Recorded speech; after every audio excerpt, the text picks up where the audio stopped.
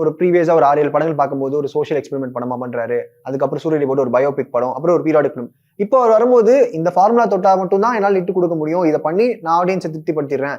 இந்த பேஸ்லயே நம்ம இருந்துட்டு போயிடலாம் அப்படின்னு மறுபடியும் இந்த அட்டெம்ப்ட் எடுத்தாரா? இல்ல மறுபடியும் இப்படி ஒரு அட்டெம்ப்ட் எடுக்கணும். அவர் நார்மலா ஒரு கமர்ஷியல் படம் பண்ணக்கூடிய டைரக்டர்கிட்ட போயிட்டு படம் பண்ணிட வேண்டியதானே. Karthik Subbaraj usual commercial director கிடையாது. அவரோட படங்கள் எல்லாமே எக்ஸ்பெரிமெண்டல் தான். நீங்க ஜெகதண்டா எடுத்துக்கிட்டாலும் சரி, பீட்சா எடுத்துக்கிட்டாலும் சரி, மகாநாகர், நீங்க அவரோட எல்லா படம் டபுள் எக்ஸ் எல்லாமே அவரோட எல்லா படமும் எக்ஸ்பெரிமெண்ட் தான். அது வந்து நீங்களுக்கு 100% கமர்ஷியல் பேக்கேஜ். இவர் பக்காவா ஒரு மசாலா படம் பண்ணி ஹிட் கொடுத்துருவார். மினிமம் கேரண்டி டைரக்டர் கிடையாது கார்த்தி சுப்ராஜ். அவர் ரொம்ப எக்ஸ்பெரிமெண்டலா டைரக்டர். ஆனா அதுல மேக்ஸிமம் ஹிட் கொடுக்குறாரு அப்படிங்கிறது அவரோட சக்சஸ் இல்லையா.